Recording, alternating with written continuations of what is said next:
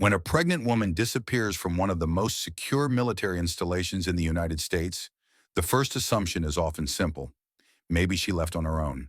People vanish for all sorts of reasons: domestic arguments, mental strain, even a desire to start over. But when Misha Johnson was reported missing from Schofield Barracks in Oahu, Hawaii, on July 31st, 2024, none of those explanations made sense. 23 years old, 6 months pregnant, and living inside a highly monitored Army housing unit. She had no known history of instability, no open conflicts with friends or family, and no means of transportation to leave the base. Yet by the morning of August 1st, she was gone. There were no signs of forced entry, no screams reported, no emergency calls placed. The front door was locked. Her cell phone, wallet, keys, and prenatal vitamins were still in the kitchen drawer. No neighbors heard anything unusual the night before. According to military housing protocols, each unit was outfitted with standard surveillance cameras, trained on the streets and entry points. The footage, at least what investigators initially reviewed, showed no sign of her leaving. But something didn't sit right. Schofield Barracks houses more than 14,000 service members and families. It's a tight-knit yet highly structured environment. Entry and exit are tracked, visitor logs are filed, deliveries are time-stamped. The idea that a visibly pregnant woman could vanish from such a place without anyone noticing triggered immediate suspicion, not panic, not yet, but a procedural unease. Misha's mother, Yolanda Kalohilani, filed the missing person report after receiving a string of text messages she described as off. The wording didn't sound like her daughter. The tone was clipped, almost robotic. "I need some time to think. I'll be fine. Please don't call." Yolanda told CID officers that Misha never spoke like that. Even when upset, she always called. Misha was the kind of person who FaceTimed during grocery shopping. Silence wasn't her language. The initial response followed standard protocol: canvassing the housing area, knocking on doors, checking logs, and attempting to ping Misha's phone. It still showed as active, but not moving. Investigators pulled footage from the nearest traffic camera outside the base. No matches, no sightings, no activity. At 14:43 on August 1st, CID entered the Johnsons' on-base residence with the consent of her husband, Private Second Class Dwayne Johnson II. He allowed them inside. The interior was clean, neatly folded laundry, no dishes in the sink. But investigators noted the scent of bleach in the air. Not overwhelming, but present. That in itself wasn't unusual in military housing. But in combination with the missing person status and no outward signs of voluntary departure, it was enough to raise internal red flags. The bedroom showed no signs of struggle, but investigators noticed that the mattress appeared flipped. The underside showed slight discoloration, which officers flagged for later testing. Dwayne stated Misha had not been sleeping well, and they had recently turned the mattress to help with back pain. That explanation was not contested at the scene. In the living room, her phone was on the charger, battery at 84%. A calendar notification showed an upcoming prenatal appointment at Tripler Army Medical Center, scheduled for the morning of August 2nd. She had attended every appointment so far. CID reviewed the digital environment next. They requested data logs from base access systems. Misha's military-issued family pass had not been scanned at any exit gate in the 48 hours prior. There was no record of any rideshare pickups, no hotel check-ins under her name, no known aliases, no international activity. Her last documented phone call was to her mother the day before her disappearance. Call duration, 12 minutes, 19 seconds. The husband, Dwayne Johnson, appeared cooperative but emotionally detached. In his words, "She's emotional lately, hormonal. Maybe she just wanted to breathe." He mentioned she had packed a small overnight bag, though no such bag was found in the house. When asked why he hadn't reported her missing himself, he replied, "I figured she needed space." But the timeline was off. Too clean, too fast, too well-spoken for a man who had just lost contact with the mother of his unborn child. One investigator noted in their field report, "The statements were organized, not emotional. No confusion, no follow-up questions, almost rehearsed." Base personnel began rechecking refuse logs. Trash pickup had occurred early on the morning of August 1st. A request was issued to locate and secure the container zone for forensic search. Waste removal vehicles serving Schofield Barracks were tracked to a local transfer station on the outskirts of Waiawa. At 17:55, the CID team initiated a formal forensic sweep of the Johnson residence, citing elevated suspicion due to inconsistent statements and potential trace chemical presence. Misha's car was still in the driveway. She had no other means of transportation. There were no known friends off base within walking distance. Her digital footprint was silent. Her physical footprint was nowhere to be found. That night, a phrase circulated among the forensic team. "We're not looking for someone who left. We're looking for someone who was removed." At 06:12 on August 2nd, less than 36 hours after Misha Johnson was reported missing, CID initiated a forensic data sweep of Schofield Barracks' internal surveillance and access control systems. The goal was clear: verify any trace of Misha's movements in or out of the base. Her Department of Defense (DoD) family pass had not pinged any access points since July 30th.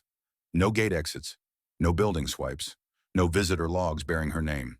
In a facility governed by layered protocols and closed-loop security, that absence wasn't just suspicious, it was structurally implausible. The CID systems analyst began by extracting raw swipe data for Gate 4 and Gate 6, the primary vehicular entry and exit points for military housing zones. Logs for July 29th through August 2nd showed consistent entries by other residents, contractors, and maintenance vehicles, but not a single data point linked to Misha's pass after 2003 on July 30th. There was no deactivation, no loss report, no anomaly. The badge was dormant. In parallel, the team reviewed camera archives. Every housing block in the barracks complex was equipped with fixed-angle surveillance. While these weren't facial recognition grade, they were sufficient for detecting general movement and identifying vehicle license plates. The CID video unit manually indexed footage from July 31st between 00 and 08 RARs across 3 zones adjacent to the Johnson residence. At 02:17, a frame was flagged. A figure, unidentified, average build, exited the front door of the Johnson unit. The person carried what appeared to be a heavy, oblong-shaped object wrapped in dark fabric. No visible license plate was captured. The figure moved out of frame toward the parking row. There was no timestamp record of any household vehicle leaving the area at that time. The camera positioned nearest the lot had a partial visual obstruction due to a construction barrier that had not yet been cleared. CID cross-referenced vehicle movement logs for the Johnson's 2013 gray Honda Pilot.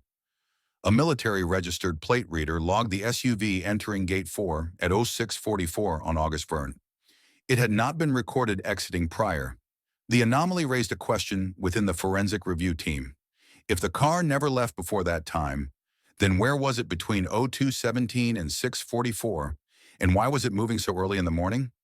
Digital forensics isolated the onboard GPS telemetry from the vehicle's last synced maintenance report. The system was outdated, but showed cache location data. The car had been stationary for several hours the night prior, but pinged briefly near a remote drop zone used for waste disposal, an area not typically accessible to non-operational personnel. This alone did not prove misconduct, but it added to a timeline that was beginning to erode the idea of voluntary disappearance. The next stage was bleach trace analysis.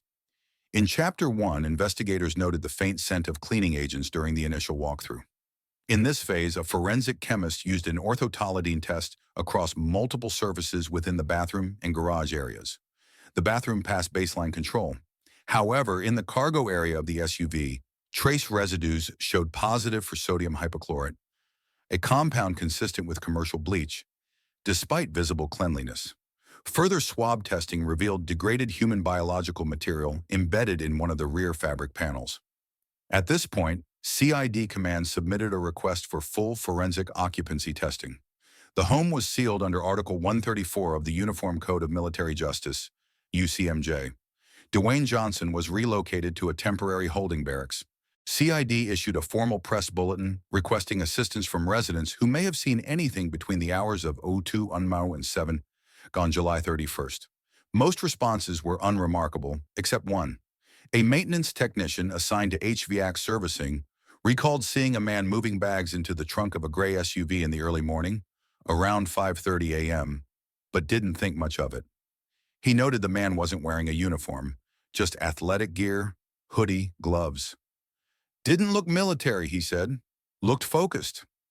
That singular observation did not constitute evidence, but in an environment designed to register everything, unexplained movement becomes its own kind of signature. Forensic sequencing moved forward. A luminol sweep in the rear cargo area confirmed latent blood traces that had been chemically disrupted. DNA swabbing returned partial mitochondrial matches to Misha Johnson's maternal line. Due to degradation, further analysis was pending. Investigators noted the growing convergence of three elements: no exit records, biological residue in the family vehicle, video showing object removal inconsistent with casual behavior. Still no body. Still no direct link to foul play. Still no conclusive breach of legal thresholds for homicide under military or civilian statute. What the data showed, though, was a pattern. And sometimes patterns tell a louder story than a confession. By August 3rd, the investigation had reached a stage where traditional surveillance and access records could no longer carry the weight of the unanswered questions. CID shifted its focus to digital forensics, particularly the messages sent from Misha Johnson's phone following her disappearance. These texts were the only indicators, however weak, that she might have voluntarily left. They were also the most questioned element by her family. The phone had been recovered during the initial search of the residence, still plugged into the wall charger with a battery level of 84%. It had not moved since. CID secured the device and submitted it to the Army Criminal Investigation Laboratory, USACIL, for deep-level mobile forensics. This process was initiated to establish the exact timestamp, origin point, and authentication credentials of every communication initiated from the phone after July 30th. The initial texts received by Misha's mother and sister were sent between 6:17 p.m. and 8:04 p.m. on July 30th. All were short, vaguely worded, and emotionally detached. I just need some time alone. Don't worry. Please don't try to find me. I'll call you when I'm ready. These messages triggered alarm not because of their content, but because of their voice. According to multiple family members interviewed by CID, Misha did not use that tone. Her typical texts were long, punctuated with emojis, and rarely formal. The phrasing felt sanitized, impersonal. Digital signature analysis confirmed that all outgoing texts originated from the physical device located in the Johnsons' residence, after Misha was last seen. The phone's GPS history showed no movement since 8:22 p.m. on July 30th. The internal gyroscope and accelerometer logs showed no displacement in the hours after. The texts were typed and sent while the phone was stationary. A fingerprint comparison was performed on the device's screen and case. Two clear patterns were lifted, one belonging to Misha, the other registered to a known household contact. The secondary print was not initially identified due to procedural limitations, but by August 5th, a match was made through internal military personnel records. The identity was logged for chain of custody documentation, but not disclosed publicly due to the ongoing status of the case. Forensic linguists conducted a textual analysis comparing the suspicious messages with prior authenticated messages sent by Misha. They focused on syntax structure, word choice, and response timing. The conclusion, the July 31st text did not match her historical pattern of communication. A key anomaly was the omission of her signature phrasing. Misha often ended messages with, "I'll let you know." None of the July 31st texts contained this. CID then examined the phone's recent activity timeline. From 7:48 p.m. to 8:10 p.m., a data wipe command was logged on the device. Dozens of photo files were deleted within this time frame. A recovery tool retrieved partial thumbnails of several images, none of which showed Misha in recent condition. The recovered metadata pointed to images being transferred off device via Bluetooth shortly before deletion. No external storage or paired device was found at the scene. The final outgoing message from Misha's phone was time-stamped 8:04 p.m., July 30th. It was sent to a friend she had not spoken to in over 2 months. The message simply read, "I'm okay. Don't tell anyone." The recipient replied 5 minutes later. The message was never opened. For digital investigators, one core question emerged. If Misha's phone never left the home, and if its GPS, accelerometer, and activity logs showed no movement, who was using it after she disappeared? And why fabricate normalcy? The broader implication was clear. Whoever sent the text wanted to delay panic, reduce suspicion, and buy time. It wasn't just about covering tracks. It was about creating an illusion of choice. Investigators noted that the timing of the text corresponded directly with the period between the Octo 2:17 a.m. surveillance footage and the SUV's registered exit at 6:44 a.m. on August 1st. This further suggested premeditation, not panic. Whoever controlled the phone used it intentionally to construct a digital narrative, one that did not align with the physical evidence. The phone's digital assistant history, such as voice commands and typing prompts, was also analyzed. No voice entries were logged between July 30 and August 2nd. All messages were typed manually. As a procedural safeguard, CID requested social media API data from Meta, Google, and Apple under legal authority.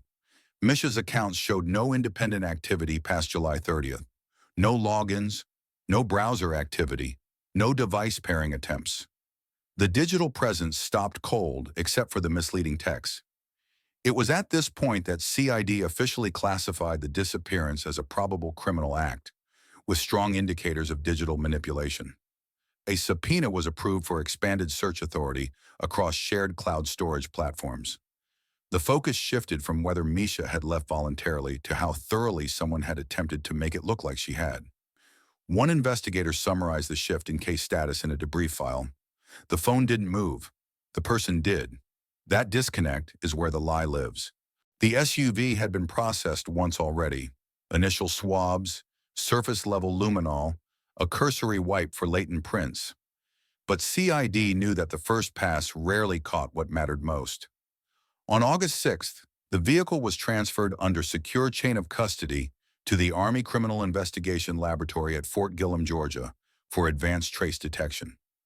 This phase focused on subsurface forensics, biological transfer, fiber residues, mitochondrial DNA, and any material embedded below visible upholstery. Vehicle interiors, particularly cargo areas, often reveal what people think they've hidden. Misha Johnson's disappearance had yielded no body, no confirmed physical confrontation, and no direct witness. What remained was environmental. Stains too diluted to see, pressure indentations too shallow to measure with the eye. Investigators began with the rear storage bay. Under UV sweep, sections of the floor mat fluoresced unevenly. Technicians removed the mat and conducted TMB, tetramethylbenzidine, blood presumptive testing on the absorbent backing. It registered weakly positive, consistent with an attempt at chemical interference. Subsequent phenolphthalein testing confirmed the presence of hemoglobin. A control swab yielded mitochondrial DNA that matched Misha Johnson's maternal line. While not a full nuclear DNA confirmation, it narrowed the sample origin to a female relative, of which Misha was the only known one with access to the vehicle. The next anomaly came from pressure pattern analysis. Investigators used pressure mapping sheets, a forensic tool designed to detect and record weight distribution across flat surfaces. The rear bay showed clear signs of a compressed rectangular mass, approximately 5 meters in length, matching Misha's recorded height. The estimated weight load matched that of an adult human, plus fluid retention consistent with late-stage pregnancy. Next, they removed the cargo side paneling. Between the insulation foam and the steel frame, they found traces of human hair, not embedded, but wedged as if dragged across a hard surface. 5 strands were recovered, bagged, and forwarded for comparison. A review of past maintenance records for the vehicle showed no recent passengers or cargo hauling. The husband had not reported using the vehicle for any long trips, supply runs, or deployments. The hair was long, unbleached, and dark brown. Misha's hair, per her DMV file, matched that description. CID then shifted focus to the garage itself. On the morning of August 7th, forensic teams deployed a portable alternate light source array across the garage floor and wall bases. They located minute droplets and streaking patterns consistent with low-velocity impact blood spatter, difficult to see with the naked eye, but legible under 400 nanometer wavelength. Testing indicated partial coagulation, disrupted by surface scrubbing. The team extracted a partial footprint from the edge of the stain pattern, size consistent with a standard military-issued athletic shoe. No treads were sharp enough for a direct match, but the position suggested backward drag from the center of the garage to the rear bumper location. Under the workbench, a roll of heavy-duty trash bags and nitrile gloves were found. Lot numbers linked the items to a bulk store purchase made using a military discount card 2 days before the disappearance. The receipt, later obtained from the vendor, confirmed payment from an account tied to the Johnson household. The most significant development came not from blood, fiber, or hair, but from scent trace. CID deployed a cadaver dog from the Honolulu Police Department's K-9 unit. The dog, trained to detect decomposition at trace levels, gave a strong alert inside the SUV's cargo bay and a secondary alert at the garage door's threshold. This occurred despite bleach having been applied to both surfaces. While not admissible as definitive proof, scent alerts often support timeline construction in absence of a body. By August 8th, the compiled findings allowed CID to reconstruct a forensic outline. A human body had been placed inside the vehicle's rear bay. That body had characteristics: hair, blood profile, and weight range consistent with Misha Johnson. Biological transfer occurred inside the garage prior to the vehicle being moved. Items associated with cleanup were purchased just before the disappearance. Decomposition markers were present, even with chemical sanitation attempts. Legally, these were circumstantial but cumulative. In forensic terms, it was convergence. No single test answered all questions. But layered together, they formed a structure. The garage, the vehicle, the pressure indentations, and the mitochondrial match told a story, one that Misha couldn't tell herself. And while the absence of a body left room for technical doubt, the trace materials filled in that silence more truthfully than any statement ever could. By August 9th, CID had completed the first layer of physical forensic processing: vehicle trace, garage fluids, digital footprint. What remained was behavioral analysis: how those closest to Misha Johnson responded under scrutiny, and whether their actions aligned with the timeline as it was now constructed through data. The lab could speak to blood, movement, pressure, but not to intent. That required parsing words, expressions, gaps, contradictions. The suspect was not in custody. He remained cooperative on record, but his statements were no longer consistent. In his first interview, conducted on August 1st, Dwayne Johnson claimed Misha had left voluntarily between 6 and 7 p.m. the night before. According to him, she packed a few items and said she needed space. No argument, no raised voices. He didn't know where she'd gone. She didn't say. He hadn't heard from her since. That version had already been challenged. Her keys and phone were left behind. The vehicle remained untouched. No one saw her leave, and her access card never pinged an exit gate. But now CID had data proving the SUV was used at 6:44 a.m., with a human-sized pressure trace in the rear cargo bay, trace blood, and mitochondrial DNA. The timeline was no longer flexible. A second interview was scheduled under Article 31B of the Uniform Code of Military Justice. Dwayne's demeanor was noted as markedly different, less assured, more rehearsed. When asked about the SUV's movement that morning, he paused before stating he had driven out for a walk and to clear his head. He could not recall where he went.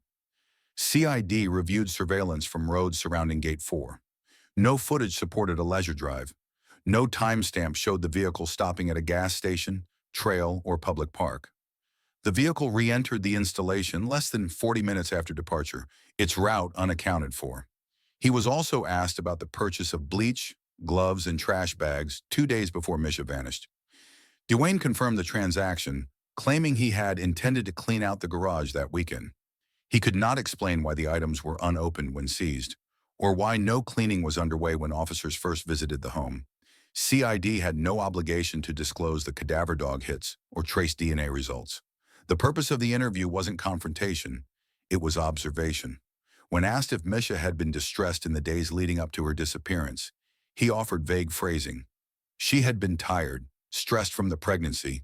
We weren't talking as much. But there were no reports of depression from friends or family. Misha had scheduled her next prenatal checkup. She had confirmed lunch plans with her cousin. She had uploaded a baby registry the week before. These were not markers of someone preparing to disappear. One of the senior investigators logged a line in their internal report. The timeline of her life was still moving forward. His is the only one that paused. CID then conducted background interviews with unit members and neighbors. No one had seen the couple argue, but one soldier recalled Dwayne appearing unusually quiet during physical training the morning of August word. He looked blank, the soldier said. Didn't speak, didn't joke, just ran and left.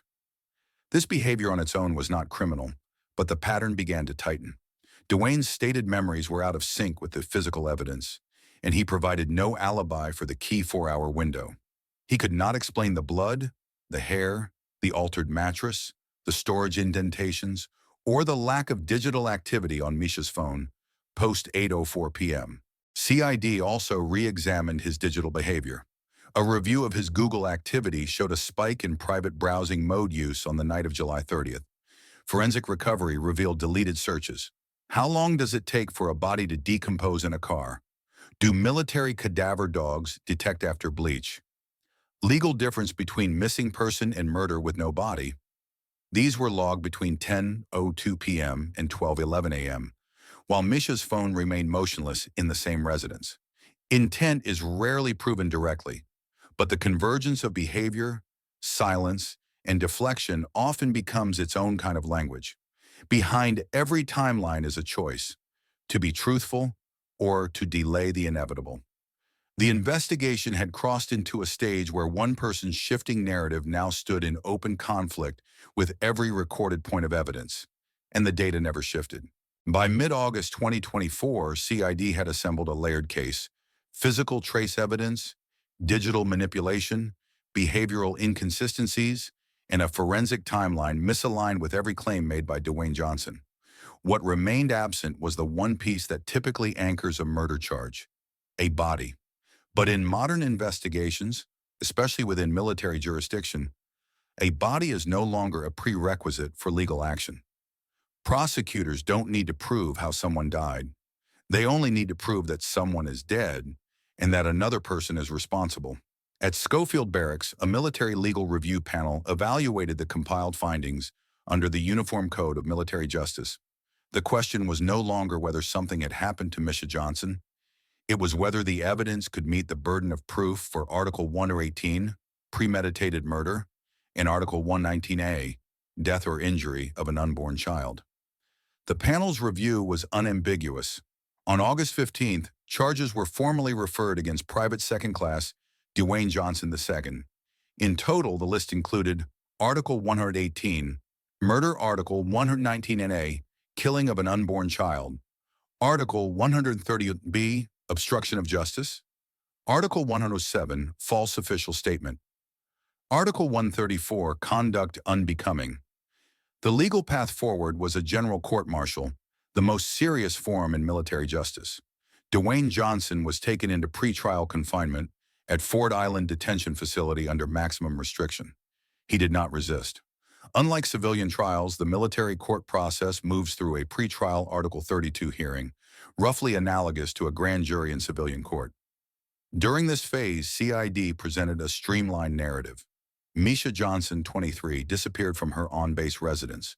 Her phone and belongings were left behind. Surveillance showed no exit. Her husband was the last to see her alive. But it wasn't just about absence. The government submitted expert testimony showing trace mitochondrial DNA in the vehicle, pressure indentations matching her size and weight, and partial blood detection in both the SUV and garage. Added to that were the cadaver dog alerts, cleaning product purchases, deleted digital search history, and irreconcilable gaps in Dwayne's account. There were no dramatic objections, no last-minute surprises. Military legal proceedings are structured, evidence-driven. The defense did not request a dismissal. They questioned the reliability of cadaver dogs. They emphasized the lack of a body. They raised the theoretical possibility of voluntary disappearance, citing no prior history of violence. But the panel didn't buy it. On September 4th, the Article 32 hearing concluded. The convening authority approved referral to court-martial. A full trial was scheduled for October. The prosecution team would be led by a seasoned JAG officer with prior experience in no-body homicides. The defense was assigned by the Army but supplemented with a civilian consultant specializing in forensic exclusions. The legal strategy was clear on both sides. Prosecutors focused on convergence. No single piece was definitive, But together they formed a web. The defense attempted to isolate each element, undermining mitochondrial DNA as nonspecific, questioning GPS accuracy, pointing out that bleach residue is not a crime, that psychological behavior under stress varies. Yet the case was not purely technical. There were two questions that loomed over every proceeding, unspoken but constant. Where is Misha Johnson? Why hasn't anyone heard from her since the night she allegedly left, without her phone, car, money, or ID? The defense offered no alternative suspect, no credible theory of misadventure, no proposed motive for voluntary disappearance. Just doubt. But doubt doesn't work when it's floating. It has to land on something. In the absence of a body, the prosecution leaned on human routine. Misha had not only failed to appear at her prenatal checkup, she had not reconnected with anyone in her circle. Not a single digital trace existed beyond the artificial text sent from her phone. And when asked if Dwayne had tried to reach her since her disappearance, his answer was, "She said not to call." That line stayed with the panel. It also stayed with the investigating agents. Most homicides aren't discovered because someone confesses. They're revealed because the offender assumes they've cleaned everything and forget that silence itself is traceable, that life doesn't pause cleanly, that disappearance doesn't erase the fact someone was once fully, actively alive. Misha Johnson was 6 months pregnant. She had a schedule, a circle, a name on medical files, on grocery receipts, on baby registry emails. Then, nothing. That kind of vanishing is not freedom. It's interruption, and it never comes without cause. The court-martial for Private Second Class Dwayne Johnson II opened on October 2nd, 2025, inside a secure courtroom at Wheeler Army Airfield. The military tribunal included a judge advocate, a panel of commissioned officers, and one alternate. The charges were premeditated murder, wrongful death of an unborn child, obstruction, and false statements, all stemming from the disappearance of 23-year-old Misha Johnson, who was 6 months pregnant when she vanished. The prosecution's strategy was methodical. It didn't hinge on emotional testimony or speculative motives. Instead, it leaned entirely on forensic sequence, digital footprint, behavioral analysis, and the complete absence of life indicators from Misha after July 30th. The trial began with foundation, establishing Misha's last known movements and medical condition. Her obstetrician confirmed that her pregnancy was progressing normally and that she had been engaged in future prenatal care. A military family liaison officer testified that Misha had attended a childbirth preparation workshop 1 week before her disappearance and had made no mention of plans to leave or distress at home. From there, the prosecution turned to the phone. A forensic expert from USAKIL detailed the lack of movement, the deletion of image files, and the linguistic mismatch between previous text habits and the July 30 murder messages. The panel was shown timestamp logs and GPS histories. All activity from Misha's number stopped while the device remained in the home, even as those messages were sent. Next came the garage and vehicle forensics. The lab technician presented a breakdown of mitochondrial DNA recovered from the rear cargo area, the bleach-positive residues, and pressure mapping that corresponded to a female adult and additional fetal weight. Photographs were presented not for impact, but to show quantifiable alignment. Nothing sensational, just structural proof. Then came digital intent. An Army cyber investigator introduced recovered private browsing logs and deletion timestamps from Dwayne Johnson's devices. Search queries included terms for cadaver decomposition, bleach interference, and legal loopholes in cases without a body. These were executed between 10 p.m. and midnight, after Misha's phone had gone inactive. The defense offered no alternative suspect. They focused on the lack of direct evidence of death. They questioned mitochondrial reliability, emphasized that no murder weapon had been found, and maintained that Misha might have left voluntarily despite the implausibility of that scenario. They pushed the narrative of stress and marital distance, but they could not explain why Misha had left behind her prenatal vitamins, her ID, her vehicle, and her baby registry. Witnesses were few. This was not a case about personality or character. It was about order of events and the gaps that made no statistical sense. Misha's mother was called briefly. She stated her daughter had confirmed an appointment for August 2nd and had never missed one before. That was enough. The prosecution didn't press for emotional display. Closing arguments reframed the evidence as a system, not fragments. There was no singular moment of certainty, but every line of data, every absence of routine behavior, and every controlled decision from Dwayne formed a pattern that no other person could occupy. Silence had replaced Misha's life, and silence alone, in the context of forensic consistency, had become the loudest piece of evidence. The panel deliberated for 2 hours. On October 10th, 2025, Dwayne Johnson was found guilty on all counts. On October 12th, 2025, 2 days after the panel found Dwayne Johnson guilty of all charges, the court reconvened for sentencing. There was no plea for leniency, no final statement offered, no visible emotion from the defendant. The prosecution requested life imprisonment without the possibility of parole under military law, citing premeditation, calculated deception, and the irrevocable harm done not only to Misha Johnson, but to the child she carried and the family left without closure. The military judge granted the request. Dwayne Johnson was sentenced to life in confinement with no eligibility for parole. No dramatic outbursts followed. Misha's family sat still. Her mother, seated in the second row, kept her eyes forward. She had said everything she needed to during a closed session with the prosecution weeks earlier. There was nothing left to ask. No apology had ever been offered, no explanation given. The case now joined a rare category in the military justice system, a no-body homicide resulting in a conviction. Despite the verdict, the investigation did not officially close. The Army Criminal Investigation Division, CID, retained the open status of remains unrecovered. Search efforts, including cadaver dogs and ground-penetrating radar scans, continued sporadically through undeveloped terrain near the base, but no physical location was ever confirmed. The area of interest was too vast and too much time had passed. Yet forensics had already spoken. The conviction didn't rely on a single fingerprint or a confession. It was built on a sequence: digital signals, biological trace, broken timelines, and behavioral silence.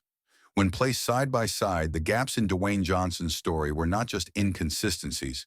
They were active decisions, aligned in such a way that no other conclusion could fit. In modern investigations, the absence of a body is not the end of a case. It's just the beginning of a different kind of truth-telling, one told by data, chemistry, behavior, and what someone chooses not to do.